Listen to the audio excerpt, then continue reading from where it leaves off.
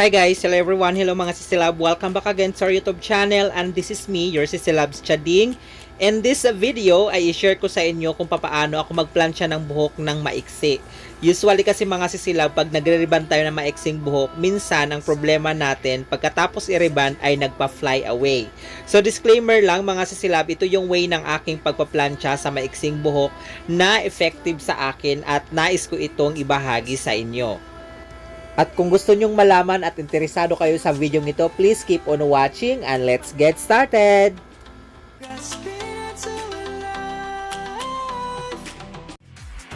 No one ugly allowed.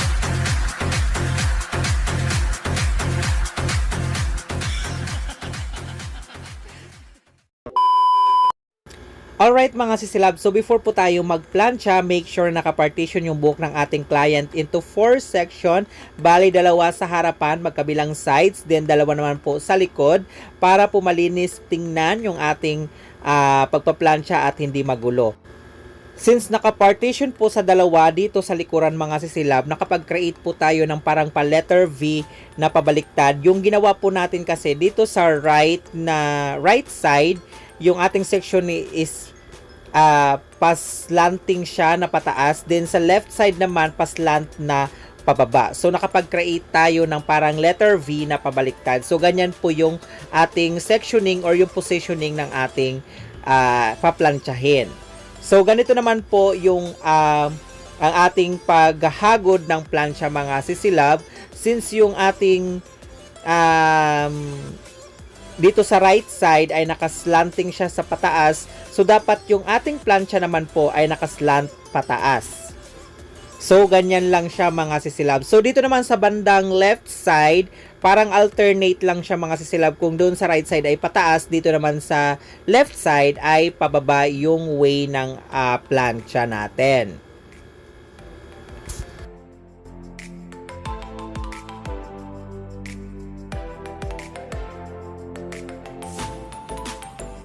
So, ganun lang ulit mga Sisilab sa pagsisection. Pataas dito sa right side, then sa left side naman ay pababa. Hanggang sa matapos tayo. Then, panoorin nyo po yung buong video mga Sisilab para makita nyo yung aking sinasabi. At syempre pala mga Sisilab, sa paghagod ng plancha, pagdating sa dulo is medyo i-bend nyo ng konti para magkaroon po siya ng volume. Ayan, kung makikita nyo ay parang binibend ko siya. Pero wag nyo po yung pagbebend na parang binabali kasi magkakaroon yan siya ng lamat. So yung parang dire-diretso lang yung paghagod ng plancha, then medyo pa-bend yung ating paghagod.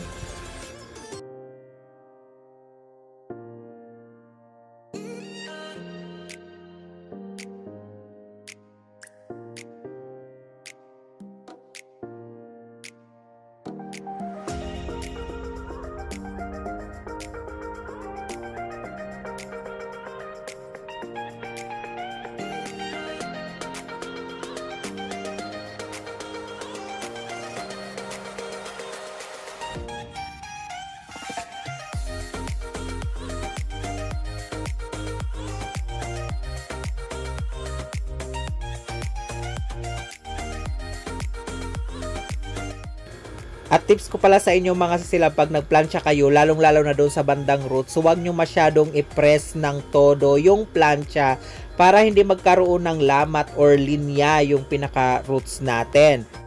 Then, pag medyo nahatak nyo na ng konti doon sa may roots, saka nyo na po i-press yung plancha pababa.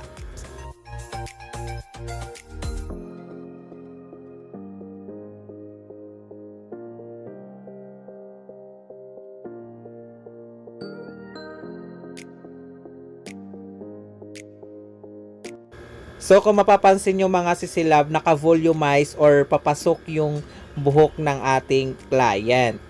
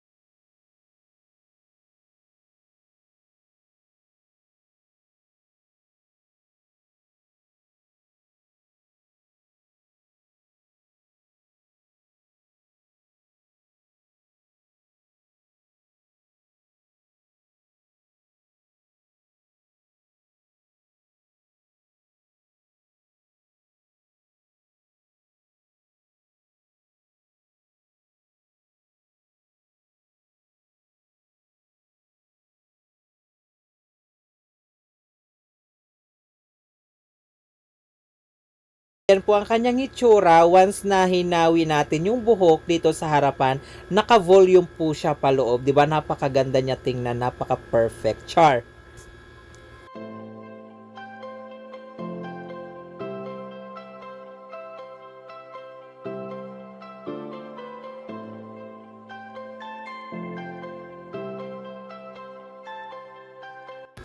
So, ganyan lang po ang ating pagpaplansya mga sisilab dito sa front area at hindi ko na rin po ipapakita yung doon sa side. Kung ano po yung ginawa ko dito sa left side, ganoon din po sa right side. So, ipapakita ko po sa inyo yung kabuuan nung ating ginawang hair iron or yung ating pagpaplansya.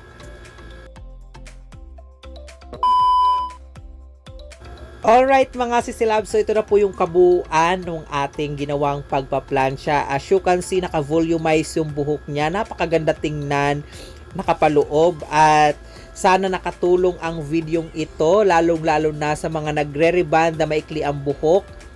Then, ang problema nila ay nagpa-fly away. Sana nakakuha kayo ng mga tips and ideas kung paano yung way at para maiwasan na mag-fly away yung buhok ng ating client. So, hanggang dito na lang po ang videong ito mga sisilab. Sana nakakuha kayo ng mga tips at nakatulong ang videong ito sa inyo. And kung meron pa kayong mga ibang suggestions, leave a comment below. At kung nagustuhan nyo naman po ang video ito, please give this a thumbs up. At syempre, huwag nyo pong kalimutan i-subscribe ang ating YouTube channel. Maraming salamat po. And this is Chading saying, have a great hair day always mga sisilab. Until next video. Bye!